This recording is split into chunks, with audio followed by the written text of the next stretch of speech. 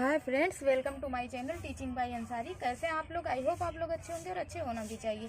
कल वाला जो मैंने वीडियो डाला उसमें आपको समझाया है कि नंबर क्या होता है, उसको हम कितने पार्ट में डिवाइड कर सकते हैं। अब हम उसके आगे पढ़ेंगे कि रियल नंबर क्या होता है और आगे हमें जिसके बारे में फर्दर स्टडी करनी है।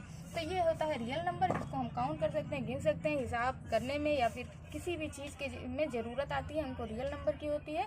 तो हम इसको भी दो पार्ट में डिवाइड कर सकते हैं। एक क्या हो जाएगा, एक नंबर हो जाएगा डेसिमल नंबर, या फिर हम एक नंबर क्या हो जाएगा इंटीजर, या हम इसको क्या कह सकते हैं पूर्णांक भी कह सकते हैं हिंदी में। और दूसरा नंबर क्या हो जाएगा डेसिमल नंबर,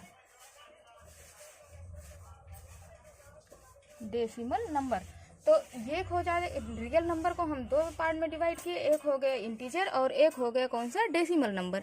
अब डेसिमल नंबर और इंटीजर, जैसे कि कोई भी नंबर जो पूर्ण है उसे हम क्या कह देंगे इंटीजर कह देंगे। जैसे 1 हो गया, 5 हो गया, 3 हो गया, कोई भी रियल नंबर अरे जो है प्राइम नंबर है, ऑड नंबर है, इवन नंबर है, जो भी संख्या दी गई है 100, 1000, 2000, लाख, 10 लाख, कोई भी संख्या दी गई है तो हम उसे क्या कह देंगे पूर्णांक कह देंगे। ये पूर्णांक जो होता है या इंटीजर जो होता है ये पॉजिटिव भी होता है और नेगेटिव भी होता है। तो हम यहाँ पे जीरो भी ले लेते हैं कि जीरो भी एक क्या है इंटीजर है।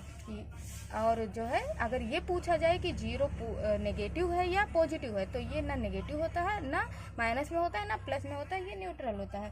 तो यहाँ पे कोई भी संख्या दी गई है जो पूर्ण है उसे हम क्या कहते हैं इंटीजर कहते हैं, यानी कि पूर्णांक कहते हैं। अब आ गया नंबर डेसिमल नंबर का। तो डेसिमल नंबर हम किसे कहते हैं, जो संख्या रेशनल फॉर्म में दिया गया, यानी कि परिमेय संख्याओं के रूप में दिया गया है।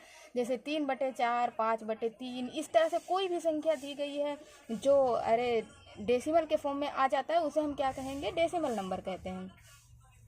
तो इस तरह से हमको जो है समझ में आ गया कि डेसिमल, जैसे मान लो कि अगर हम ले लें √5 ले लें, तो ये भी क्या है एक डेसिमल नंबर है, क्योंकि हमको पता है कि जब हम इसका जो है मान निकालेंगे तो जो है कोई ना कोई मान इसका जरूर आएगा। जैसे कि नियर अबाउट हो सकता है 2.4 ऐसे कुछ आ जाए। तो इस तरह के नंबर जो है जो पूर्ण है उसे हम पूर्णांक या इंटीजर कहते हैं, और जो जितने भी बटे के फॉर्म में नंबर आते हैं उसे हम क्या कहते हैं जो है डेसिमल नंबर कहेंगे।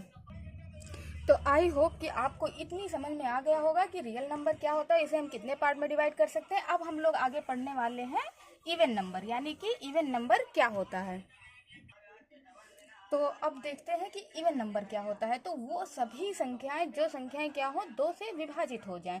जैसे मान लो कि ये 4 है और ये 2 से क्या हो रहा है विभाजित हो रहा है ना, 2 आ जाएगा। अगर 2 है तो ये भी 2 से विभाजित हो जाएगा। अगर 10 है ये भी 1000, 10,000, जो ऐसी संख्या जो भी 2 से विभाजित हो जाए उसे हम क्या कहेंगे इवन नंबर, यानी कि सम संख्याएं कहते हैं। तो कोई भी संख्या हो गई 2, 8, 10, 20, 50, कोई भी संख्या, तो वो क्या हो जाएगा इवन नंबर हो जाएगा, क्योंकि ये सारी संख्याएं जो मैंने यहाँ पे एज एग्जाम्पल लिखा हुआ है सारे 2 से विभाजित हो रहे हैं। तो जो है वो संख्याएं जो 2 से विभाजित हो जाएंगे उसे हम क्या कहेंगे सम संख्या या इवन नंबर कहेंगे। अब जैसे मान लो कि यहाँ पे हम लिख देते हैं 9, अगर मैं यहाँ पे लिख देती हूँ 9, तो ये क्या हो जाएगा, ये 2 से विभाजित नहीं है, तो ये एक सम संख्या नहीं हो पाएगी। तो इसी तरह से इसका यही डेफिनेशन है, जो संख्या 2 से विभाजित हो जाए उसे हम क्या कहेंगे सम संख्याएं कहेंगे।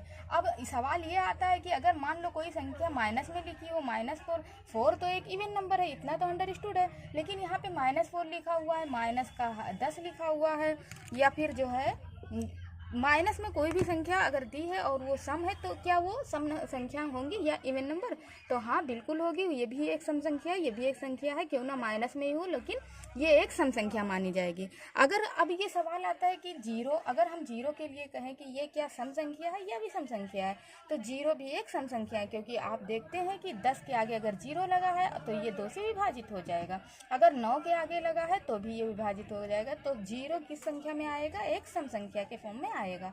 तो इस तरह से हमको पता चल गया है कि इवन नंबर क्या होते हैं, जो संख्या 2 से विभाजित हो जाए, और जीरो भी है अगर कोई संख्या माइनस में है और वो इवन नंबर है तो भी वो सम संख्या कहा जाएगा। तो आई होप आपको ये वीडियो अच्छा लगा होगा, बेसिक नॉलेज आपको जरूर हुआ होगा। अगर आपको ये वीडियो अच्छा लगे लाइक सब्सक्राइब करें, बेल आइकन को प्रेस करें, ज़्यादा से ज़्यादा अपने दोस्तों में शेयर करें और ऐसे ही सपोर्ट करते रहे। Thank you.